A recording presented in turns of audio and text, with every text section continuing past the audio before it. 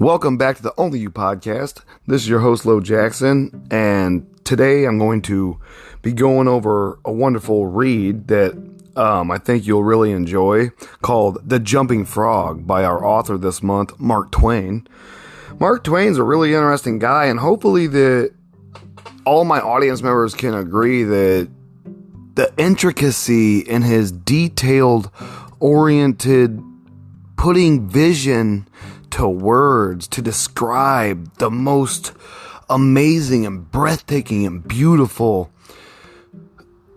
images that he captured throughout his life, and just to feel it, you feel the depth. Like when I did the reading of The Life on the Mississippi, I felt like he is the only author that could describe the Mississippi River above any other author I've ever read that tried to describe that mighty river. I've been on that river, I've fished it, I've seen it. I grew up here on tributaries of the Mississippi, Mississippi. It's a wonderful place, and Mark Twain, he is something. He captivates you. He captivates an audience, and he knows how to draw you in without really any try. He just has just wonderful writings. I've never read anything that ever captivated me as much as I've been captivated this month by the books I've found, the writings, the short stories I've read, the stories I've heard that he has done, and that he's just he's special, you know. And it's like you don't come across people every day that, you know, have that kind of drive, you know. But in May of 1864, Twain challenged a rival Nevada newspaperman with whom he was feuding to a duel, but fled before an actual fight took place, supposedly to avoid being arrested for violating the territory's anti-dueling law. Twain headed to San Francisco, where he got a job as a reporter, but soon grew disenchanted with the work and eventually was fired. Later that year, Twain posted bail for a friend who had been arrested in a barroom brawl. When the friend skipped town, Twain, who didn't have the funds to cover the bond, decided he too should get out of San Francisco for a while and traveled to the mining cabin of friends at Jackass Hill in Tuolumne County, California. And you guys, the Jackass Hill area was booming at the time during the 1849 gold rush. But actually, when Twain visited, just a small number of miners actually remained there, and they had all dissipated. While at a bar in a nearby town of Angels Camp in Calaveras County, California, Twain heard a man tell a tale about a jumping frog contest. When Twain returned to San Francisco in February of 1865, he received a letter from a writer friend in New York asking him to contribute a story to a book he was putting together. Twain decided to send a story based on the jumping frog tale he had heard. However, by the time he got around to finalizing it, the book had already been published. As it happened, though, the book's publisher sent Twain's piece, Jim Smiley and His Jumping Frog, to the Saturday Press in New York, which ran it on November 18th, 1865. The humorous story turned out to be a big hit with readers and was reprinted across the country, eventually retitled The Celebrated Jumping Frog of Calaveras County. And this is the story that I'm going to share with you guys today. Again, I really appreciate every single one of you. Thank you for listening to me. And, you know, Samuel Longhorn Clemens is just such a descriptive writer, and hopefully all my audience members can agree that this month, this guy he can really, the short time he was on this earth for, 70 years, and he knew once he came into this world, when Halley's Comet passed through, that he was going to leave when it came back, and he did. Like the day before it passed through, he passed away, and He's noted for his novels of, Huckleberry Finn, which has been called the great American novel, and The Adventures of Tom Sawyer. Those are like huge rights. He is also known for his quotations. During his lifetime, Clemens became a friend to presidents, artists, leading industrialists, and European royalty. Clemens enjoyed immense public popularity, and his keen wit and incisive satire earned him praise from both critics and peers. American author William Faulkner called Twain the father of American literature, and that's what I know Mark is also. And thank you guys for listening to me. This is the Only You podcast. This is my second season. Hopefully you've enjoyed Life on the Mississippi, The Prince and the Pauper, and the last one I did was Luck by Mr. Mark Twain. This has been one of my favoriteest months because I grew up on tributaries of the Mississippi River, and I grew up with kids that were like, how do you spell Mississippi, and we would take turns, MISSI, SSI, PPI, and see how fast we could do it. We kind of like time each other, and all the kids my age that grew up in the Midwest, we all were raised up knowing the stories of Samuel Clemens and, his pen name Mark Twain and how wonderful he was. And thank you guys for enjoying this podcast. Thank you for sharing me. I'm trying to do my best, and I can always do my best when you guys are supporting me, and I'm supporting you too. And this podcast is about books, and, books have changed my life. I watched my mom and dad read books throughout my whole entire upbringing. I read to both of my children's mother's stomachs when they were babies. I got them plugged into the library circuit with puppet shows, and I would take them there and read them books every day. We would read stuff like Walter the Farting Dog, and we would always have a good laugh. And both of my kids were highly intelligent. And I'm not saying that it was because I read to them or it had anything to do with me, because your children make their own decisions. But I did guide them in the beginning, and I want to say that hopefully they're still out there reading books when they get their hands on them, just like when I came up with them. They've probably seen me reading books, and I hope that your kids are doing the same for you, and you're passing on great reads to your kids. Thank you guys for listening always. I mean that from the bottom of my heart.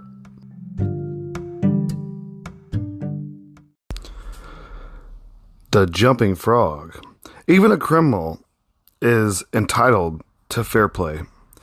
And certainly when a man who has done no harm has been unjustly treated, he is privileged to do his best to right himself.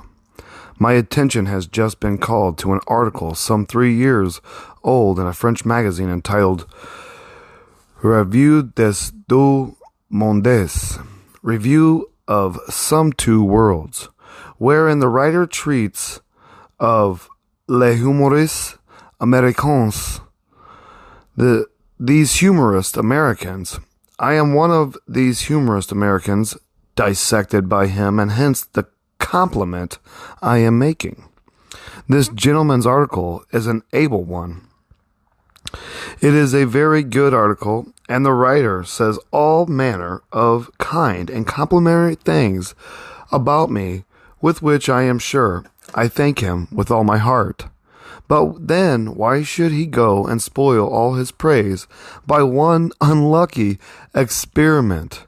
What I refer to is this. He says my Jumping Frog is a short story, but still he can't see why it should ever really convulse anyone with laughter, and straightway proceeds to translate into French in order to prove to his nation that there is nothing so very extravagantly funny about it. Just there is where my compliment originates. So that right there tells you a little about the author.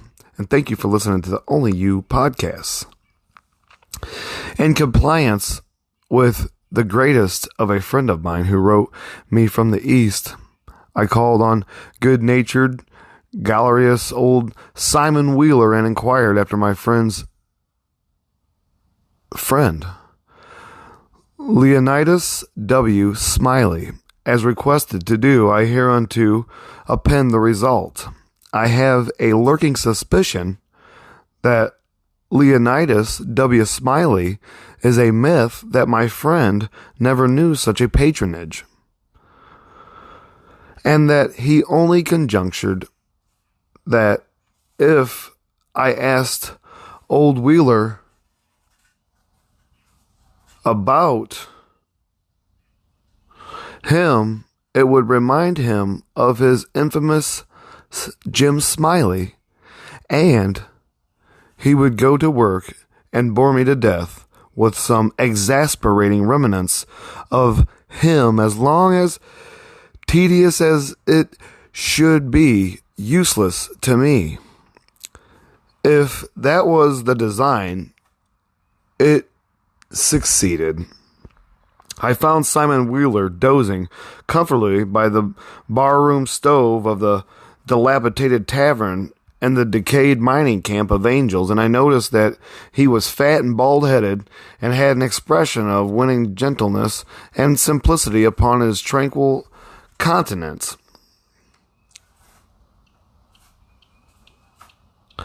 He roused up and gave me good day. I told him that a friend of mine had commissioned me to make some inquiries about cherished companion of his old boyhood named Leonidas W. Smiley.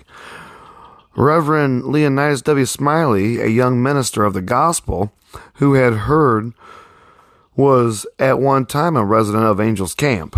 I added that if Mr. Wheeler could tell me anything about this Reverend Leonidas W. Smiley, I would feel under many obligations to him.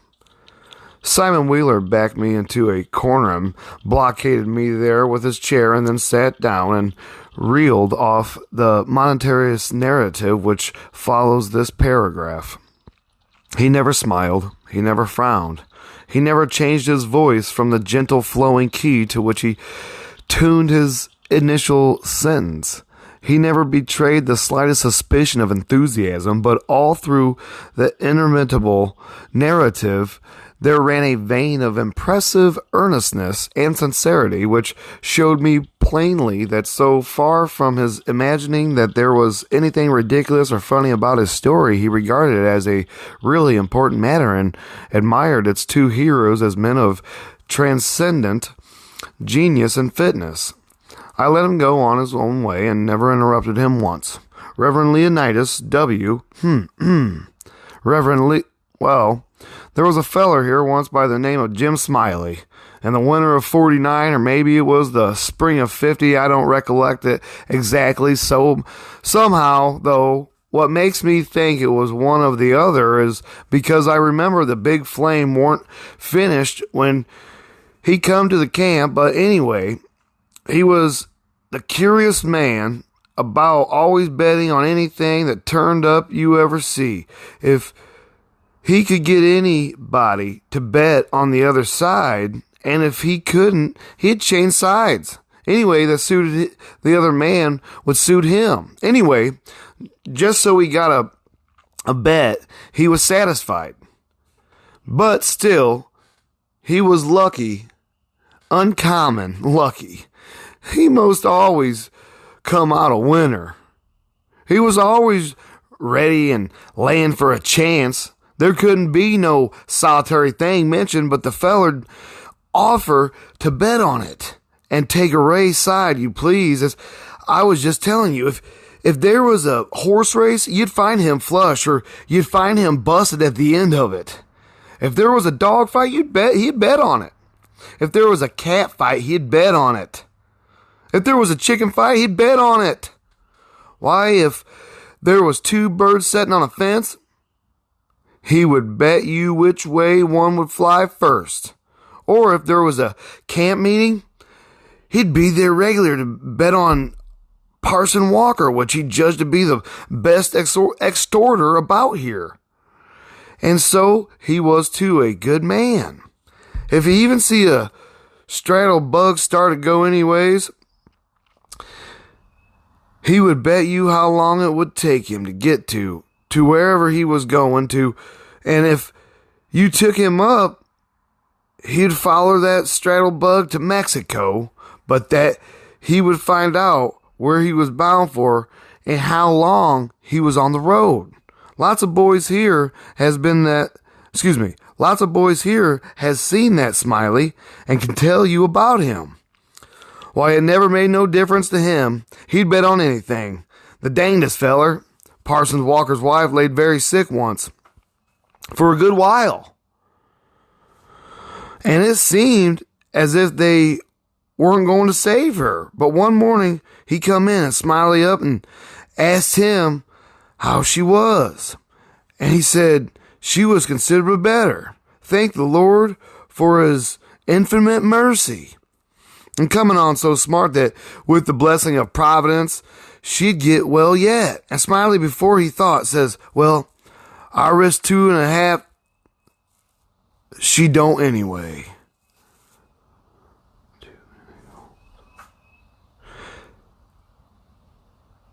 This year Smiley had a mare.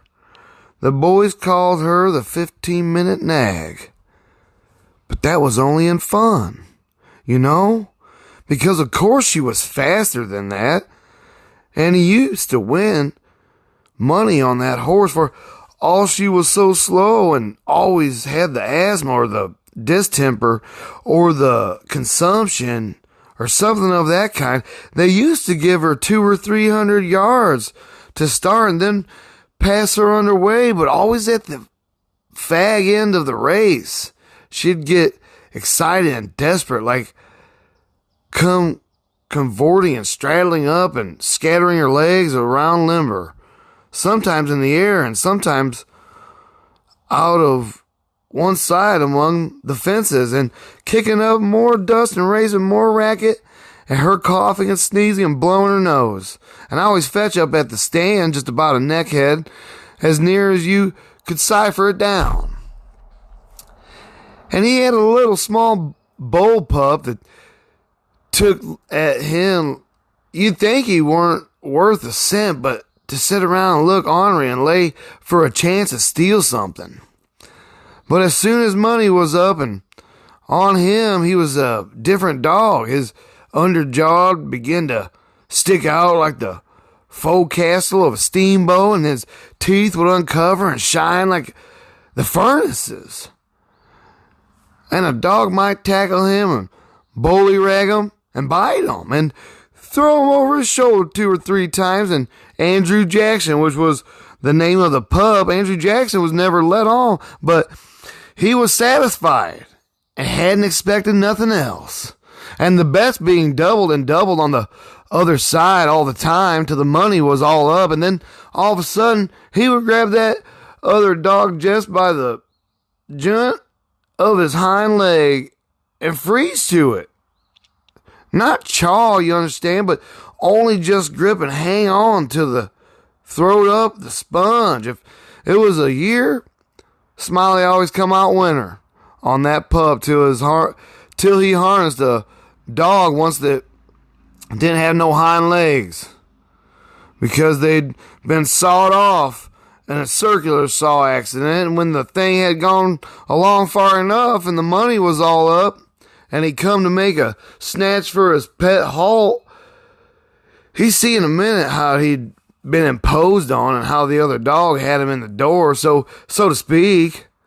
And he appeared surprised, and then he looked sort of discouraged, like didn't try no more to win the fight, and so he got shucked out bad. And he give Smiley a look as much as to say his heart was broke, and it was his fault for putting up a dog that had no hind legs for him to take hold of, which was his main dependence in a fight. And then he limped all the piece, laid down, and died. It was a good pup. That was Andrew Jackson. Would have made a name for himself if he had lived. For the stuff was in him. He's genius. I know, because he had no opportunity to speak of, and it don't stand no reason that a dog would make such a fight as he could under them circumstances if he had no talent. It always makes me feel sorry when I think of that last fight of his and the way it turned out. Well, Thirst here, Smiley had rabbiteers and chicken cocks and tomcats and all them kinds of things till you couldn't rest. And you couldn't fetch nothing for him to bet on, but he'd match you. He catched a frog one day and took him home and said he'd calculated educate him, and so he'd never done nothing for 3 months but sat in his backyard, learned that frog to jump. And you bet he did learn him too. He'd give him a little punch behind.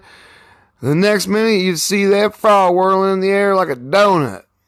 See him turn one somersault. Or maybe a couple. If he got a good start and come down that flat footed and all right like a cat, he got him up so in the matter of catching flies and kept him in practice so constant that he'd nail a fly every time as far as he could see him. Smiley said all Frog wanted was education, and he couldn't do most anything, and I believe him. Why haven't him set Daniel Webster down here on his floor? Daniel Webster was the name of the frog, and sing out, flies, Daniel flies, and quicker than like you could wink, he'd spring straight up and sneak a fly off the counter there, and hop down on the floor, egging as solid as a gob of mud, and fall to scratching the side of his head with a hind foot, as indifferent as if he wouldn't no idea he'd been doing any more than any frog might do. He never see a frog so modest and straightforward as he was, for all he was so gifted. And when it come to fair and square jumping on a dead level, he'd get over more ground at one straddle than any animal of his breed you ever seen. Jumping on dead level is a strong suit. You understand? When it come to that, Smiley, that would ante up money on him as long as he had a red. Smiley was monstrous proud of his frog. And well, he might be it for fellas that had traveled and been everywhere else's. All said, he laid over any frog that ever they see. Well, Smiley kept the beast in the little lattice box, and he used to fetch him downtown sometimes and lay for a bet. One day a stranger in the camp, he was coming across him with his box, and he says, what might it be that you got in that there box? Smiley says, sort of indifferent, like, it might be a parrot, or it might be a canary. Maybe it ain't. It's only just a frog, man. And the fella took it and looked at it carefully and turned it around this way and that and says, so 'tis well what he's good for. Well, Smiley says, easy and careless. He's good enough for one thing. I should judge he can outjump any frog in Calaveras County. Feller took the box again and took another long, particular look and gave it back to Smiley and says very deliberate, well, he says, I don't see no pimps about that frog that's any better than any other frog. Maybe you don't, Smiley says. Maybe you understand frogs and maybe you don't understand them. Maybe you've had experience. Maybe you ain't only an amateur, as it were. Anyways, I've got my opinion, and I'll rest $40 that he can outjump any frog in Calaveras County, sir. And the feller studied a minute, and then says, kind of sad like, well, I'm only a stranger here, and I ain't got no frog. But if I had a frog, I'd bet you. And then Smiley says, that's all right. That's all right. All right, all right, all right. If you'll hold my box a minute, I'll go and get you a frog. And so the fella took the box and put up his $40 along with Smiley's and sat down to wait. So he sat there a good while thinking and thinking to himself, and then he got the frog out and pried his mouth open and took a teaspoon and filled him full of quail shot. Filled him pretty near up to his chin and set him on the floor. Smiley went to the swamp and slopped around in mud for a long time, and finally he catched a frog. He fetched him in and gave him to this feller and says, "Now, if you're ready, set him alongside Daniel." With his forepaws just even with Daniel's, and I'll give the word. Then he says, 1, 2, 3, get! And him and the feller touched up the frogs from the behind, and the new frog hopped off lively, but Daniel gave a heave and husted up his shoulders like a Frenchman, but it weren't no use. He couldn't budge.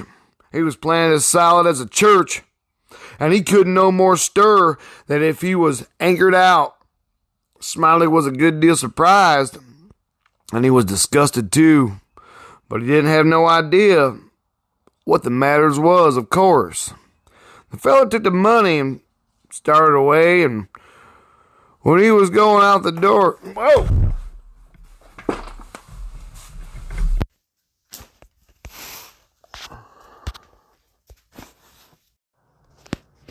Now back to this great read, The Jumping Frog of Calaveras County.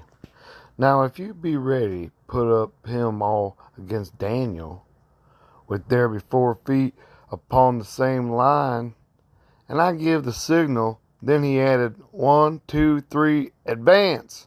Him and the individual touched their frogs behind, and the frog knew put to jump smartly, but Daniel himself lifted ponderously exalted and shoulder thrust like a Frenchman. To what good? He could not budge. He is planted solid like a church. He not advanced. No more than one him had put at the anchor. Smiley was surprised and disgusted, but he not himself doubted not of the turn being intended. The individual and pocketed the silver himself with it. Went and of himself in going is it that he no gives not a jerk of thumb over the shoulder like that at the poor Daniel, and saying with his air deliberate, I know see not that frog has nothing of better than any other. Smiley himself scratched long times the head, and eyes fixed upon Daniel until that which at last he said, I me demand how the devil it makes itself that this beast has refused. Is it that she had something? One will believe that it is stuffed. He grasped Daniel by the skin of the neck, him lifted, and said, The wolf me biteth, he no weigh no 5 pounds. He him reversed and unhappy belched 2 handfuls of shot. When Smiley recognized how it was, he was like mad. He deposited his frog by the earth and ran after that individual, but he not him caught never. Such is the jumping frog to the distorted French eye. I claim that I never put together such an odious mixture of bad grammar and delirium tremendous in my life. And what has a poor foreigner like me done to be abused and misrepresented like this? Well, I do see no hints about that frog there's any better than any other frog. Is it kind? Is it just for this Frenchman to try to make it appear that I said, eh bien? I know, saw not that the frog had nothing of better than each frog. I have no heart to write more. I never felt so about anything before. Thank you guys for listening to the Only You podcast. And hopefully you've enjoyed that read. And I do want to say that Mark Twain is a fascinating writer, that he can just switch it up in an instant and, draw you in. And a few more things about Mark Twain. Many of his works have been suppressed at times for various reasons, like The Adventures of Huckleberry Finn has been repeatedly restricted in American high schools, not least for its frequent use of the N-word, a slur commonly used for black people in the 19th century. But I think hopefully people are educated enough to know that we don't use that word anymore, and we know that it's caused nothing but separation and division, and it was wrong. And I don't think we can hold Mark Twain accountable when so many people were so accepting of those terms back then, and he was just brought up around that stuff. And, to write about the times isn't to play favor and not write about what is really going on and how people really are, because everybody in every culture has facades of how they act and how they behave. And unfortunately, we're faced with these facades today of, people just being fake and false. And, Twain was writing for the Virginia City newspaper, the Territorial Enterprise, in 1863, when he met a lawyer named Tom Fitch, editor of the competing newspaper Virginia Daily Union, and known as the Silver Tongue Orator of the Pacific. Ain't that crazy? I thought it was kind of cool to include that. I love Mark Twain, or Samuel Clemens. He's one of the greatest writers I've come across, and Twain is just a genius. He's a lyrical genius, and his writings continue to get studied by people to this day. And here's some more stuff about him. On June 8th, 1867, he set sail on the pleasure cruiser Quaker City for 5 months, and this trip resulted in the Innocents Abroad, or the New Pilgrim's Progress, which are some of his writings.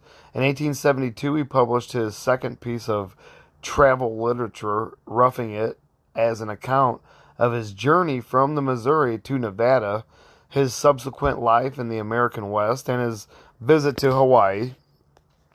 The book lampoons American and Western society in the same way that Innocents critiqued the various countries of Europe and the Middle East. His next works was The Gilded Age, A Tale of Today, and his first attempt at writing a novel. The book, written with his neighbor Charles Dudley Warner, is also his only collaboration work that he's ever done.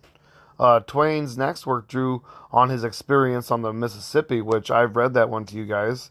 Oh, no, this is a different one. This is just this Old Times on the Mississippi. So that was a series of sketches published in the Atlantic Monthly in 1875. I didn't read that to you, sorry. So thank you guys for listening, and hopefully you all get out there and check these books out and learn some stuff about some of these authors, and hopefully you're enjoying my new format that I've created for you guys. And if you're not, please reach out, let me know. onlyyoupodcast2022@gmail.com. I'm here, I'm listening. I am open to suggestions of authors that you think are interesting. I don't want to do authors of today because technically you can't due to copyright infringement laws, and I'm not trying to break the law. I just want to share book reading and let you know that it is awesome. You can learn a lot. You can educate yourself. You don't need schooling at all times. That you can be a teacher and a student to yourself in many different ways and areas of your life. And, if you can share the things you learn with somebody, maybe you'll entice them to become something better and, be able to live life to the fullest and have no drawbacks. Thank you guys for listening again. I love you, and take care of yourselves.